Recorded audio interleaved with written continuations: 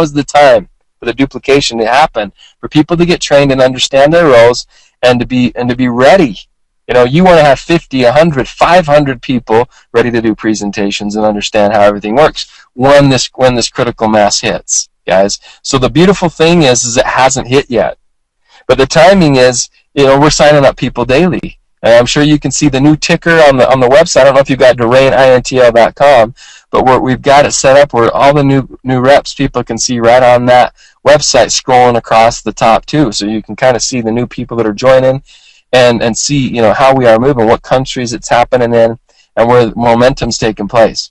Okay, but these are some main points that you need to cover, whether it's 5 minutes, whether it's an hour, okay? Or, you know, obviously what I want to focus on is if you're doing a home meeting or a home presentation, it should be no longer than 45 minutes when you get into it. Once you start the presentation, that's probably, I would say if there's a perfect time, it's 45 minutes. That's probably the perfect time. You know, a lot less than a half an hour, you know, half hour to 45 minutes in a home meeting. You know, if you're sitting down with somebody at a coffee shop, you know, 25 minutes, 15 to 25 minutes is probably perfect for that type of setting.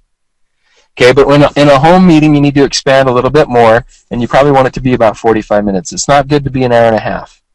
Okay, you want to make sure that you're clear.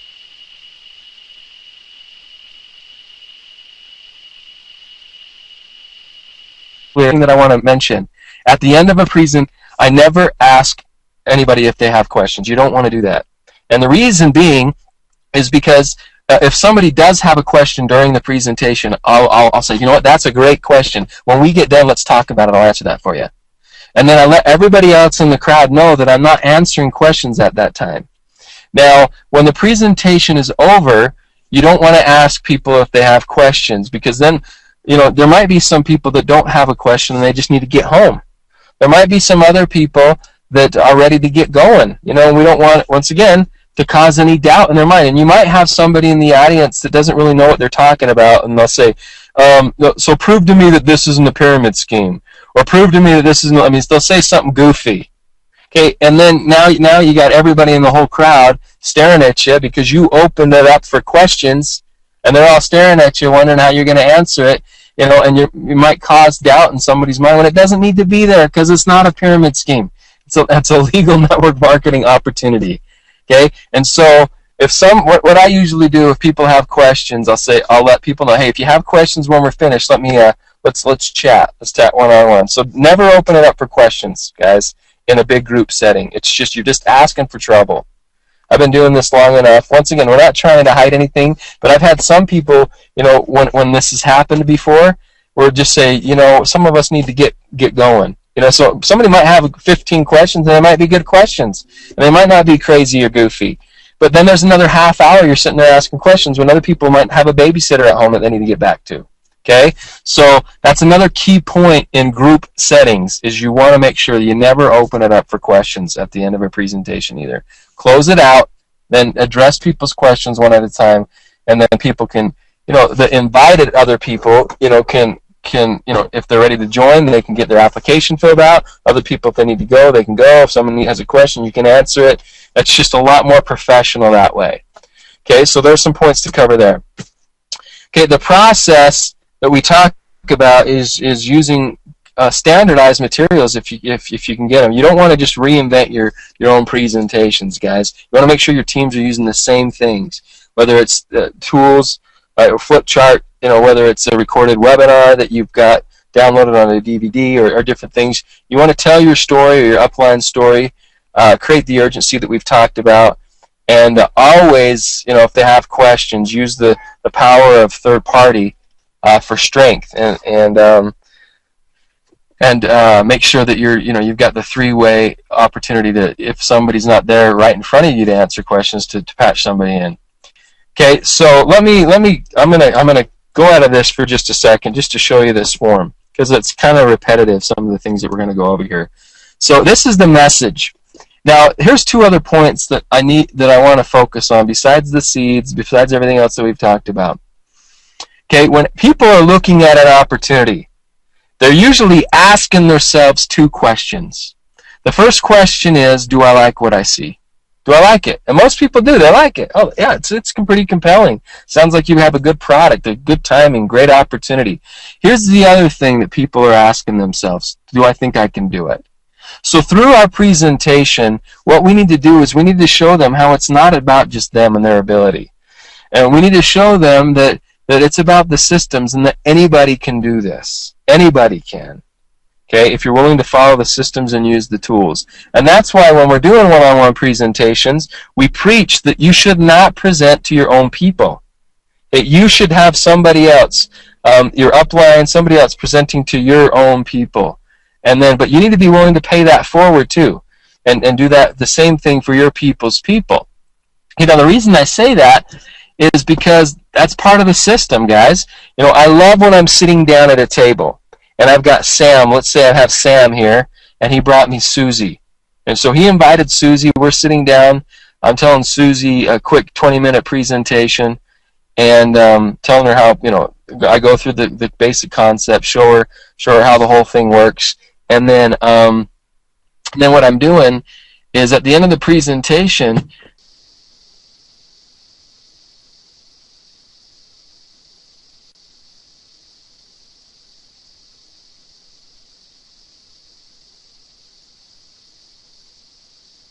background professionally, you know, so maybe they can relate to that. You know, you've never been a full-time network marketer. Maybe you have.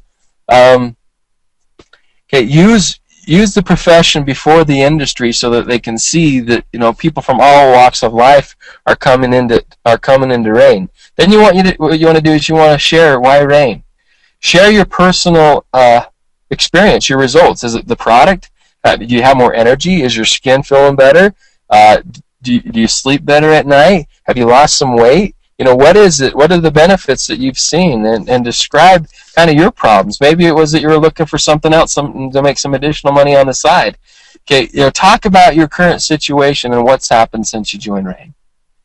Yeah, that's your story. So those are the three things that you're going to focus on.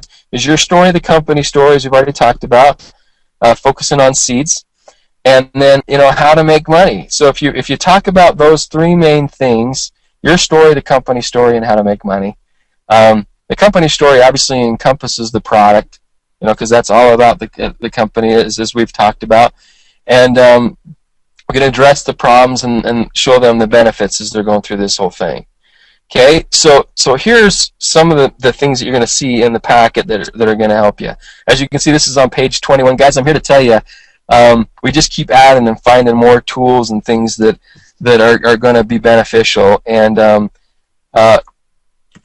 I'm excited. I'm excited. I keep saying we're just about there, but we really are. Today we were finalizing the last page of the whole booklet. So I'm really excited to get this out and get this released and have everybody start having these tools handy for them in one place, you know, to really help their people and their business get things going. So, but the message, you need to know what the message is. So so as I stressed, you know, we are storytellers. Guys, stories are going to tell people, are going to tell people what this really is a lot more than facts will. Even though I tell people at the very beginning of my presentations that, I love the facts and the numbers and the history because you can't refute them, which is true. Okay, you need to show them, you need to tell them the stories and experiences that make those facts real. Okay, that make it real life for them. You know, what's happened since you started? That's real. Why did you get started? What was your problem and the solution that you were after? Okay, that's real. Okay, and as you do these things and as you tell the message, guys, the key is just getting this in front of as many people as you can.